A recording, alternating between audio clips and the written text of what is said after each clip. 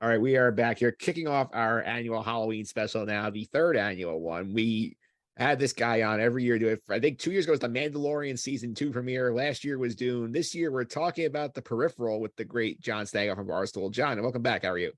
Mike, I'm doing fantastic. How you doing this evening? Pretty good. I want to give a shout out from the podcast audience here, the newly engaged John Stagger. Congratulations on a successful proposal. Thank you. No, it was very nice. We had a very good weekend, Emma and I, and we're very excited for the future. Love her very much. So thank you. Yeah, I'm glad to hear about that. And I'm glad to have you back on here because I mean, we've had some big picture items, big ticket items here the last couple of years around this time. And I feel like this is kind of in that category. I would say so. This is a big bet by Amazon with this show. And Chloe Grace Moretz coming out of nowhere. Haven't really seen her in a decade in anything I liked. So let's see how this goes. Yeah, we'll see how this goes. This is a show, a high content show from Amazon Prime, brought to you by the creators from Westworld, which is what drew me and Jonathan and Lisa Joy heavily involved in this one. So, for the general audience here who has not yet seen the two episodes of the Peripheral on Prime, can you give them the elevator pitch of what the show is? The elevator pitch is set in the near distant future. VR video games are a major amusement for the population. Sometimes the VR becomes too real and you find yourself in a future you never expected. Yeah, absolutely. Here and basically, we see that the main thrust of the premiere basically is we meet Chloe Grace Moretz's character, Flynn Foster, and like she like lives with her mom who's battling cancer and her brother who is like a video game tester basically, and like they're both very good at testing video games. They end up getting this new piece of technology, lets them go into what the things of video games, actually going into the future and alternate reality, and have to shenanigans ensue basically. Shenanigans ensue. There, you can tell this is Westworld because it's not a spoiler to say there are two different timelines, if you will, two different places to be, two different plot lines to remember. So definitely heavy Westworld vibes. I do think that I liked in the future, Mike, how it wasn't too futuristic. It didn't look like you were in RoboCop land or whatever. It was just like the bikes were improved and stuff like that. So I like the vibe that this show kind of put out, where you don't need to be crazy to have this technology. But the thing for me is the first episode, the pilot, set up the exposition so well, and then I didn't love episode two, and I wanted to be continued to hook for it, but episode two kind of left me a little bit on a done note. I don't know what you thought compared to episode one to episode two. Yeah, episode one was the action movie, basically. Episode one was like, oh my god, we got all these action sequences. We have like Flynn like using basically going into an avatar for her brother and fighting like robots and like Yeah. fighting criminals. And then second episode's a lot more like, here, we're gonna explain what you just watched for the first hour. Here's what actually happened in the second hour.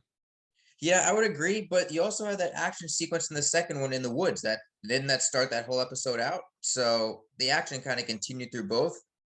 What you're saying though, as I love the first one, how the first time we see them in the VR, the game looks kind of janky. It doesn't look super smooth.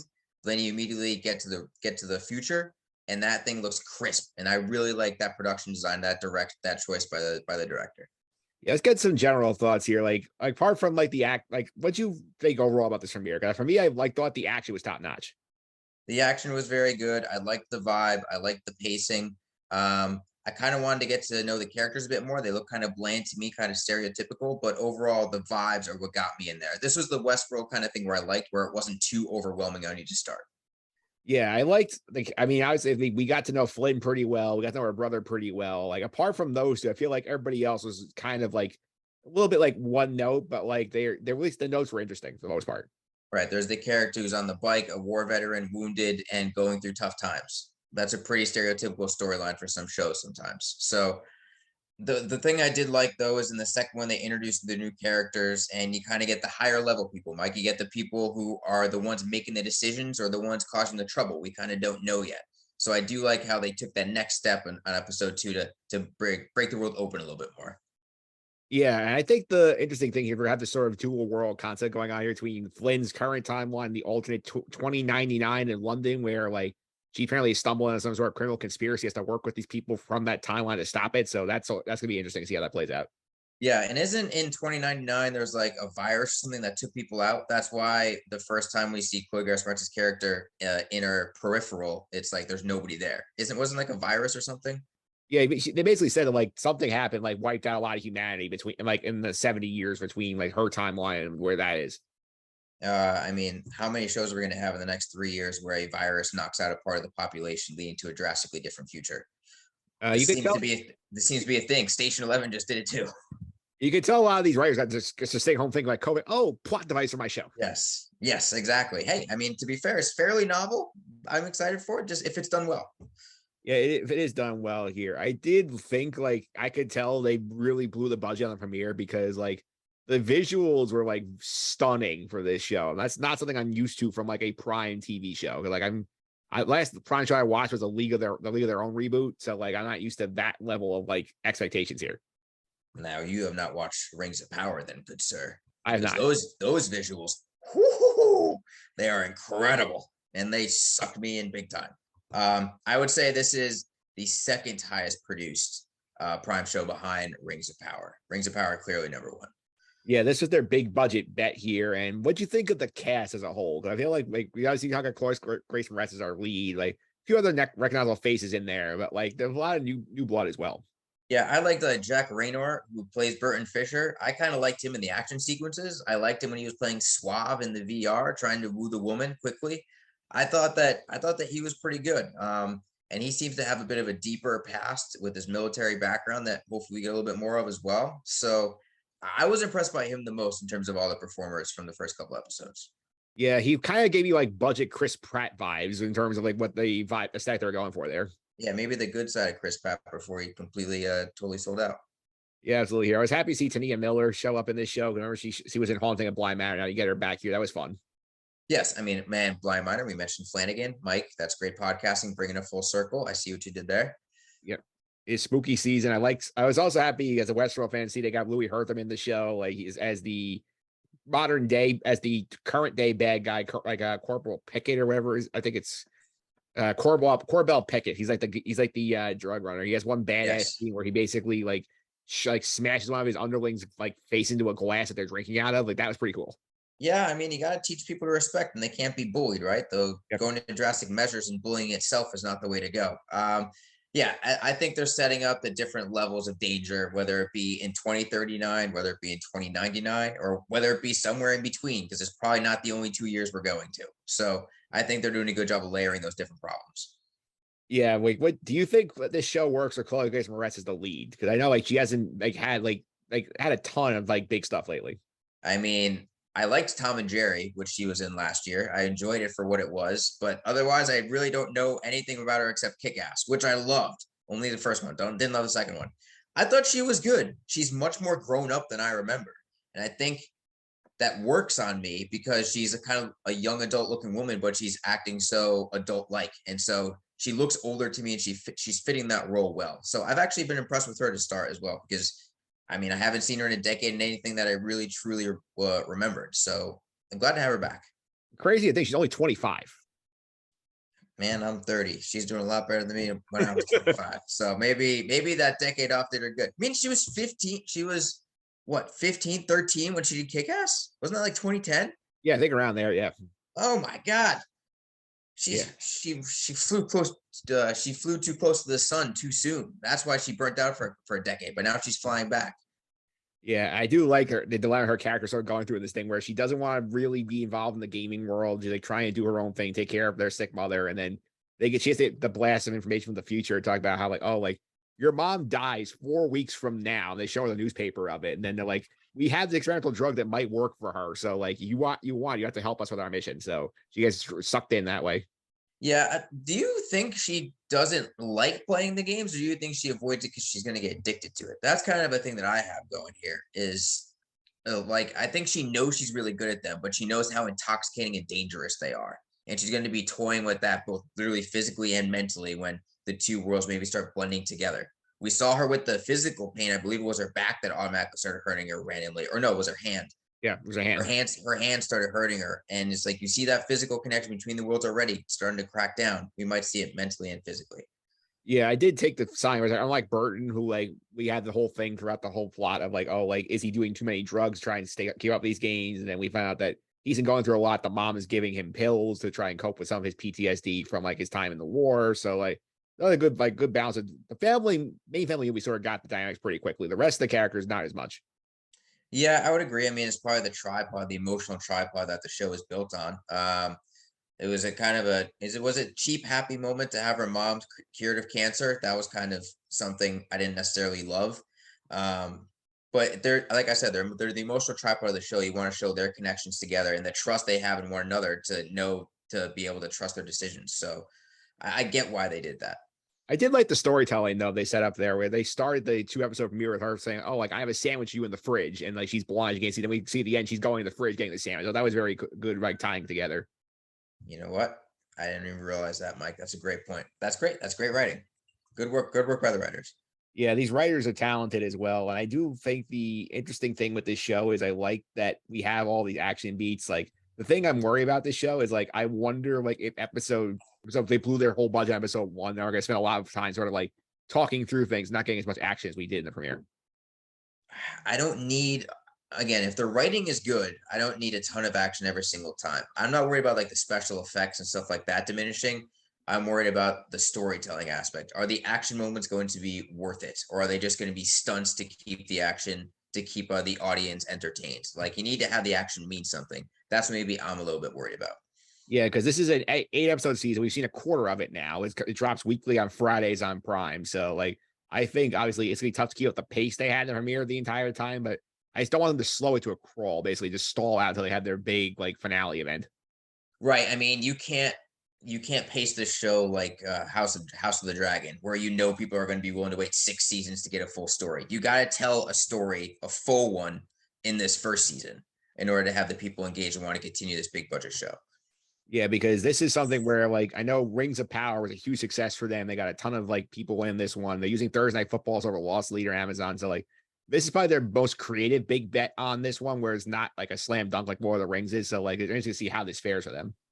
Yeah. Do you think The Boys was a slam dunk when they started? Do you think that's maybe one of their biggest bets? I'm just curious to think about it now. There's no way they could have thought that show would be as huge as it is now. And hopefully the Peripheral gets to where The Boys is, because if that's the case, then Prime's going to be dancing in their ballroom the entire time. Yeah, the boys I felt they were just sort of trying to jump an angle on the superhero vibe that really hadn't been touched yet. I feel like that was the angle of the boys. That's true. That's true. I would say so. But I mean, The Boys is more popular than any Disney show, than any Disney Plus show, I think. So Prime's winning that battle. Yeah, I think this one gave me also a lot of Matrix vibe. I think it's like a good. I would if they can get pulse on that Matrix tone in here. I think that'd be also interesting here. I think that's a great point as well, because when you go into the VR world, you have all these athletic abilities that you can never possess. Just like in the Matrix, when you go into the Matrix, you Yeah. can do things that you never thought possible as well. Good point, Mike. I feel like this is sort of like I feel like this is sort of like their Matrix, like Westworld Dune hybrids that they tried to roll together to make this. Yes, but don't go to Westworld, Yeah. please. Again, like you need to have the action moments mean something. They lost that in Westworld, and they lost a lot of people with it. Like you just please stay composed with the Westworld. Do not go too big. Yeah, don't go too big, please. So, give me your grade of these 2 episodes. Like, how'd you feel about it? I'm probably gonna say I'm at like a B minus B. Again, like I'm not rushing out to premiere, but the show entertained me. I didn't stop the episode once I started it. I wasn't immediately excited to watch episode two, but I think they got the hook in my cheek. Now they just gotta reel me in.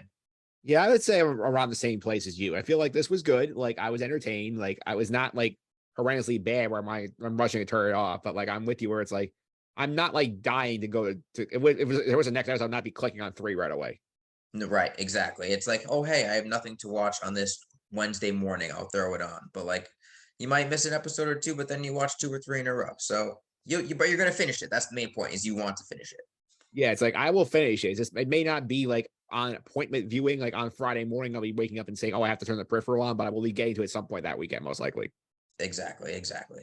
Yeah, so you agree with it. We'll stick with it, but we're not gonna be. It's not like you like Rings of Power when it comes on. Like you're gonna watch it first thing in the morning when it comes on. Right, exactly. Yeah, we aren't putting this in our calendar to watch the Peripheral like we did Rings of Power. Yeah, for Michael, it would be like Andor's in that calendar right now in terms of like when it comes on, I'll make an appointment to get on there and watch it as soon as it pops up on Disney Plus. Yeah, I mean, everyone's got those shows and Andor. I've heard fantastic things about. I'll get to it eventually. You're gonna yell at me for not watching it yet, but I'll get there eventually. I don't blame you for not watching it, but I know this Star Wars fatigue can be real, especially after Obi-Wan and Boba Fett were underwhelming. Yes, I agree. But again, I heard that this is nothing like Boba Fett. That's the one thing I heard. Like it's the opposite of Boba Fett in terms of coolness factor, like what they were trying to do in the Boba Fett, but actually is an Andor. So I'm excited. That makes me more excited for it. Yeah, I'll give you the pitch on Andor in a minute here, but let's get some other stuff here. So real quick, like in terms of like Andor's the third show right now in terms of the pop culture like zeitgeist. The other two, obviously, House of the Dragon is just wrapped up. Stanko has watched at this point, I believe 9 of the 10 episodes, not gotten the finale yet as of recording, and he's watched all of Rings of Power. So based on what you've seen, who has had the better season one? For me, it's Rings of Power. Rings of Power is the one that I literally, me and my girlfriend sat down every Friday night. I got home from work and we watched it. That's what we did. So for me, it's Rings of Power. House of the Dragon, though, is still very good. And I really think this comes down to me personally. I know more about Lord of the Rings lore than I do Game of Thrones. So when they're mentioning Morgoth in the Rings of Power, my brain's starting to churn into all these kind of different areas that like YouTube deep dives I've gone off of. House of Dragon still requires more attention and work to love it so much and to catch all the little things. Rings of Power is more of an entertainment viewing experience, and for me, it's also touching those stimulating brain cells. So that's why it's prime winning this battle over HBO. Yeah, I feel that makes some sense. I feel like there's like clear like stands on both sides of the aisle here saying, you know, like I gotta be Game of Thrones like related content, gotta be the Lord of the Rings related content, but you know what? Both are good. So like there's no wrong answer here. No, there's no wrong answer. And again, I'm not going to gatekeep anyone. Be a fan of whichever one you want. Just you should be watching both, especially if you're a fan of fantasy. Like it's two different ways to approach it, but they're both excellent.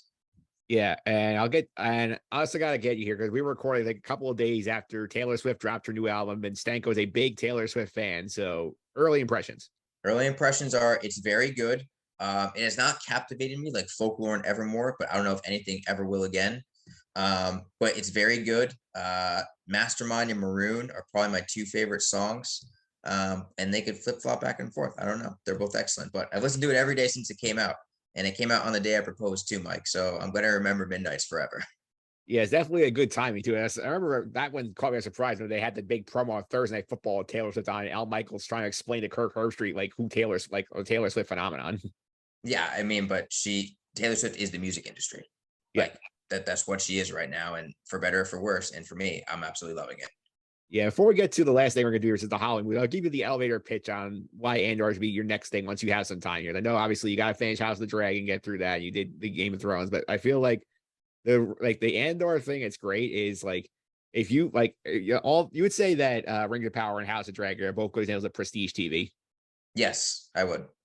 Andor is a Star Wars equivalent of prestige TV, in my opinion. You don't have like there's no like it's made for adults. There is like tremendous character development throughout here. They do not rely on the classic Star Wars tropes, which is good. I mean, you wait a long time for even see a stormtrooper in this show, which is amazing for Star Wars. That's nice. Yeah, a lot of character development. Like they think we are through at this point 7 episodes as I'm recording here. We have seen literally just the two legacy characters we knew coming into the show and one cameo. So like this is all brand new people. They take time to develop these characters. They all have their own storylines. It paid off in episode 7, the great episode where he had 5 or 6 different storylines sort of going together here, and like it all flowed because they did the work to establish these characters. The idea of prestige Star Wars is intriguing. The idea of prestige anything on Disney Plus is intriguing because I don't know if anything really touches that level. But so, all right, how about this? After House of the Dragon, after Thursday night, I'll start Andor. I'll do it for you, Mike, and I'll report back once I start watching it. Yeah, I gotta say because like the Sky guys that we've been covering it over there all season long. Like Nick and I are loving it. Pete still says it's very good. Like I think you're better off coming in late because there are points where like the work is slow at times, but like it pays off. So like I think the show will play better on a binge actually. All right, well, that's intriguing. If you can make a show both good on a week to week basis and make people anticipate it and be great for a binge, you're in unique territory. So kudos to Andor based on your recommendation. Yeah, so that's my recommendation to you here, and it is spooky season, so we cannot like wrap up here. The podcast coming out on Halloween here, so give me your top 5 like Halloween movies, Stanko. So I put some qualifications on this, Mike, because you have to have rules because you can't have chaos. Yep. So they had to be more horror related than thriller. So that's why Silence of the Lambs or Get Out is not on this list. They need to be spooky vibes. Doesn't necessarily need to be around Halloween. It just needs to be spooky vibes, mainly in the dark. Yep. And they also got to scare you a little bit. Those are my qualifications for this. Number one, we're starting off with Halloween. Yep. It is arguably my favorite horror movie of all time. I watch it every single year. It bore the slasher genre You can watch it if you're a fan of horror movies and appreciate it, or if you're not, and you could laugh at it. It's in that beautiful middle ground of pure entertainment. So Halloween's my number one. Have you seen Halloween, Mike? Yeah, I have. What are your thoughts? What are your thoughts on the Michael Myers origin? I mean, it's a classic. You can't go wrong with that as your number one pick in the Halloween draft. It's incredible. It's Yeah. incredible. And also the score is masterful. Yep. Number two is actually a movie that is terrifying. It is traumatizing, and you will remember it forever and maybe never want to watch it again. But it's The Exorcist from 1973. This movie will creep you the hell out. It will leave you with scenes that you would never ever think that were possible. I say that and I mean it. The spider walk, if you know what I'm talking about, that'll haunt your nightmares for 2 weeks. The Exorcist is an all-time classic. It was the first horror movie I saw where horror movies can also be art. Like they can be made beautifully in the acting and the directing and the cinematography, everything. The Exorcist, all-time classic. Awesome.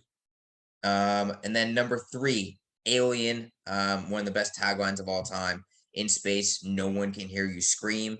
I remember seeing the poster and that tagline when I played Seen It with my family, and this movie is so claustrophobic, it'll have you sweating with Lieutenant Ripley. And the Xenomorph is born, arguably one of the scariest movie monsters of all time. Ridley Scott, this is an absolute masterpiece in space. I agree. I agree with that. Again, also like the classic Sigourney Weaver film too. Oh, I mean, she's the original horror movie badass. Yep. Like she's the woman who survives. We're sticking with space a little bit with arguably my favorite. It's tough. It's tough. John Carpenter, two of my favorite horror movies. We're going with The Thing, 1982.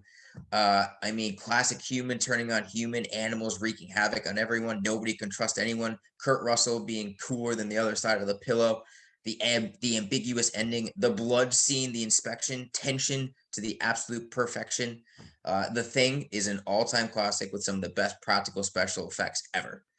You got to agree, Mike. This one you have to watch. You have to appreciate. Oh yeah, I mean, if you're making the classic list, I mean, like just having like I appreciate you're going with some of the older school movies here and not relying on just like stuff that came recently. And the Thing is like a classic, and I do like love the practical effects. I think I'll get to at the end of the podcast when Santa Rosa comes in. We're gonna talk about the Marvel special Werewolf by Night. They did do a lot of practical effects in that as well, sort of an homage to Great. like, the Thing and stuff like that. Yeah, I'm a sucker for practical effects. Absolute sucker for it.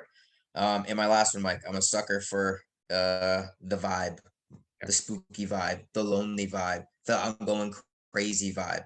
I'm I'm a sucker for The Shining. Yep. 1980, Jack Nicholson. This movie will be messing with your head the entire time. You won't know what's real and what's not. I mean, you're going to see some spooky things, and it's truly terrifying. And on a sentimental note, this is the movie that I first asked Emma to watch with me. So The Shining is an all-time classic in my brain now, and Emma and I watch it. We watch it on Valentine's Day together. So The Shining can be watched anytime, but especially around Halloween. Yeah, I'm glad you brought the shot out because you know what we actually watched last year on Halloween.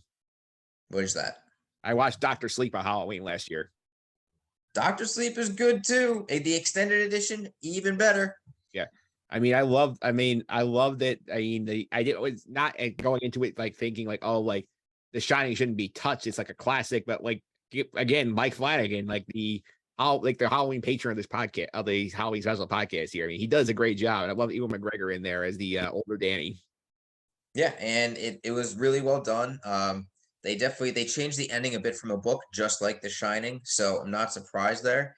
But it's a great book and a great movie. Again, I recommend the extended edition because it creeps up on the gore a little bit and the violence that goes into taking The Shining from little kids. So really love the extended edition. Yeah, I love how they modernized the hotel too without losing the feel from the original.